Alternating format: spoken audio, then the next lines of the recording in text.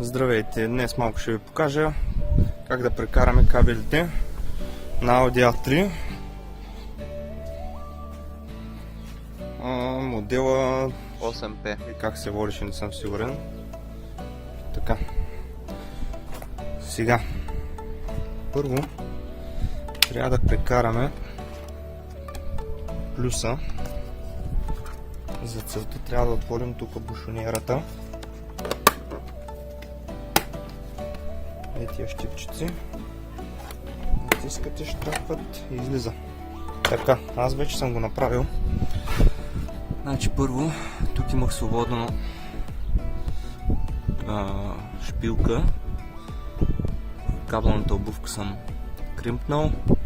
Така, тук леко доработка си трябва да се пилни, за да влиза кабела. Ето така. Отгоре съм го умотал с не знам как се води това текстилиното, за допълнителна сигурност на изолацията. Леко прави чупка, влиза вътре. И тук е големия бушон. Понеже още окабелявам, съм го извадил в момента, бушона го няма, за да не направим късо съединение. Кримпване, така. Тук на гълчето съм дупнал. Дупка в моят случай е 6 мм, колкото е кабела, с леко подъгъл надолу.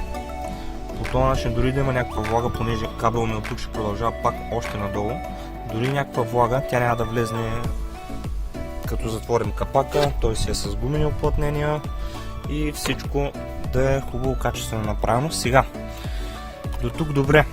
Трудната част, понеже както виждате всичко е много тясно, трудната част е да минем към пипето. Проследих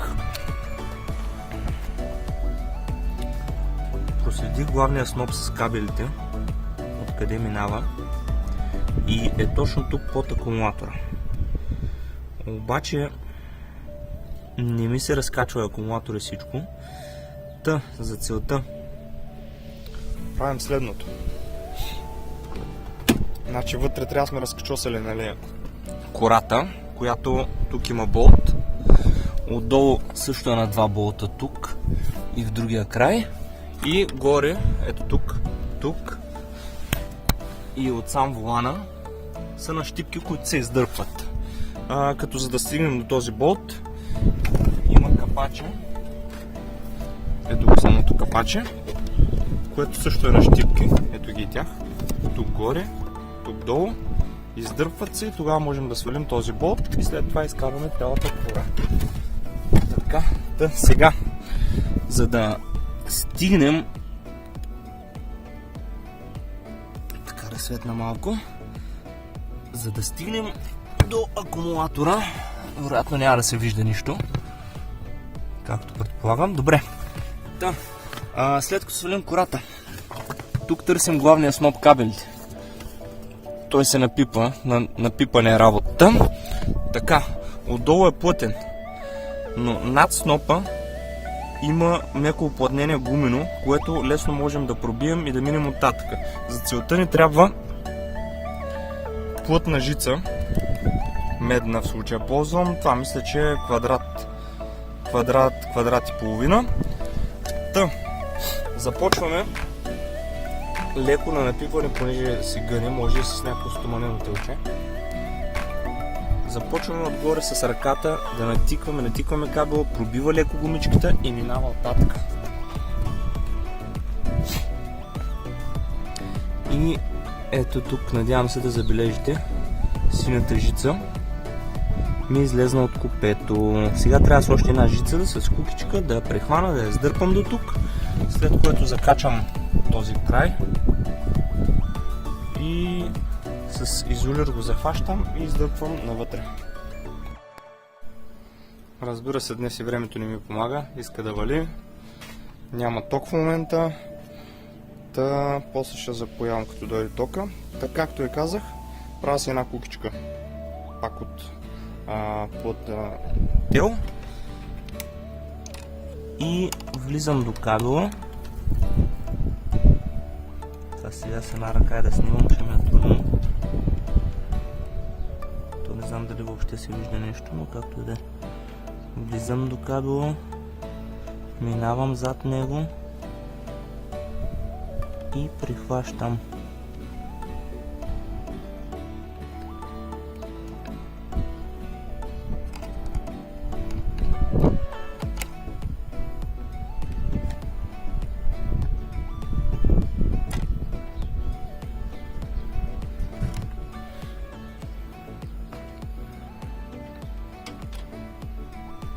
Само че ще ме трябва още малко, ще го пребутам вътре.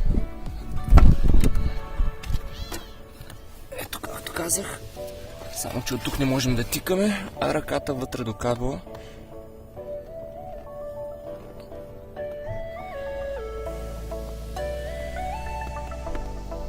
Добре.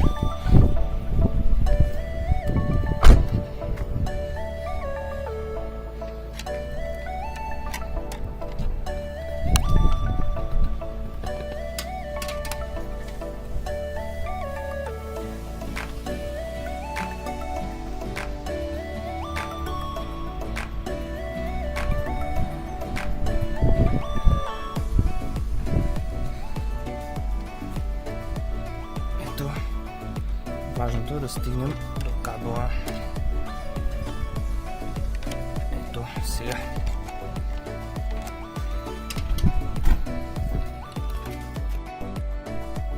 Както ви казах, с изолир, значи тази жица е така права, обвързвам с изолир, завъртам наобратно жицата, обвързвам тук и тук хубаво само на това и сега отиваме вътре. И трябва да предърпваме по възможност пак нежно.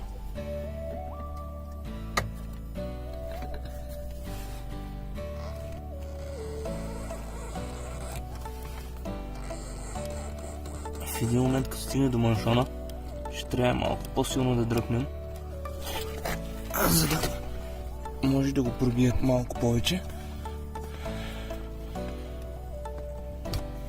Мисля, че това беше момента с пробиването на маншона.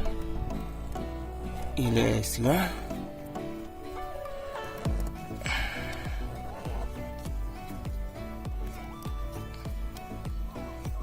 Започна да върви по-трудно.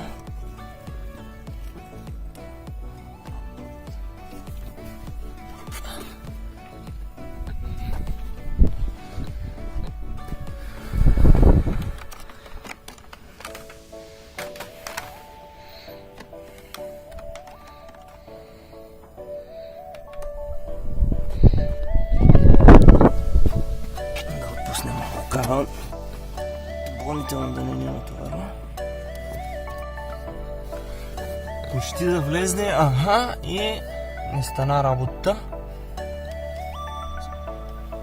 И излезе от изолацията, макар че го бях кръстосал наобратно жицата. И сега съвсем леко се вижда тук, ще мъча с клещите да го прихвана. И не го издърпам. Ама с една ръка трудно ще стане да снимам. След първия неуспешен опит променяме тактиката и тактиката е следната. С отверка по-малко от диаметъра на проводника, който ще прекарваме, правим дупка в силиконовото уплътнение, след което я изваждаме. Не знам дали се вижда. След което я изваждаме и прокарваме наново тела и отново излиза отвън, хващаме го с кукичка, както бях показал. И този път уловиваме по-добре, че първият път излезна и пак дърпаме да извадим проводника. Аз ще пробвам да видя дали ще стане пак номер. Вече сме прекарали целия кабел тук. Сега остава да го прекараме през корите. Чак до отзад. Малко дъжда вкара вътре. Така, ами корите са на дърпане и на усещане. Ето я. Първата щипка излезна навън. Сега тук отдолу предполагам има още една. С една ръка е малко трудно. Ще пробвам да захвана камерата така.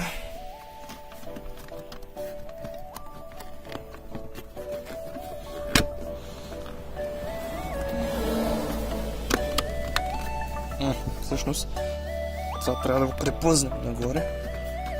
Тук да минем покрай дръжката за отваряне на багажника. Ето така. Не точно така. Да е винаги трудно така. Ето го преплъзвам. Излезна. Така, това е първата. Ето щипката. И тук долу също имало. Така. Сега следващата нататък. По същия начин.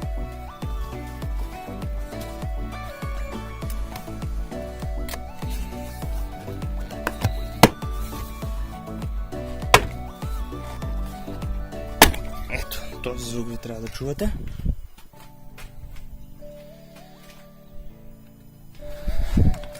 И така. Ето и тази кора махнахме, понеже сме двувратие. Ще трябва и назад да минем. То това е. Една малка и една голяма кора.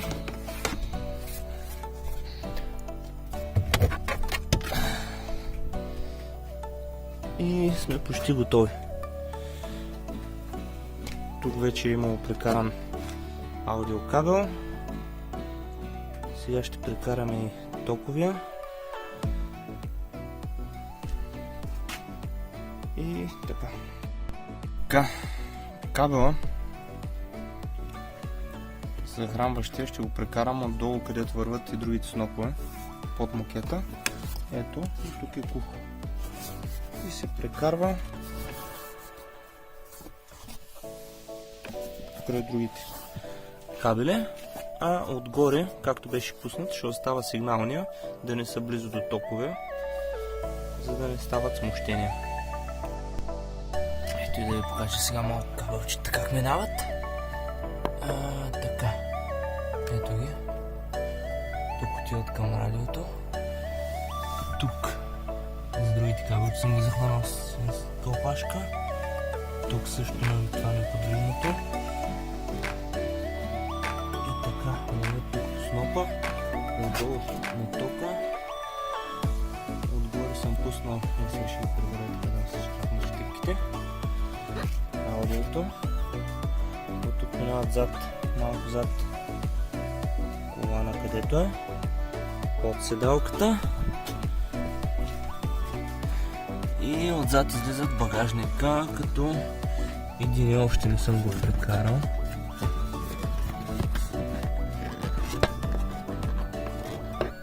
Малко съм го мушнал под макета.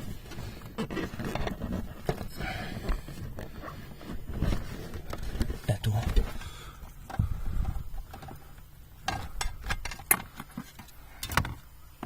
Ето го. И това е всичко по прекарването. Остава да се навържат кабелите. Всъщност, да, не е всичко, защото не съм ви показал масата. Масата ще я хванем тук от болта на колана. Ето тук.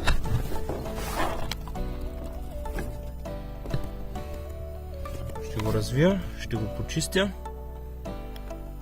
Малко шкурка може да удара, да прави по-хубав контакт, финна. И завивам хубаво масата и това е. Ето ги от тук минават.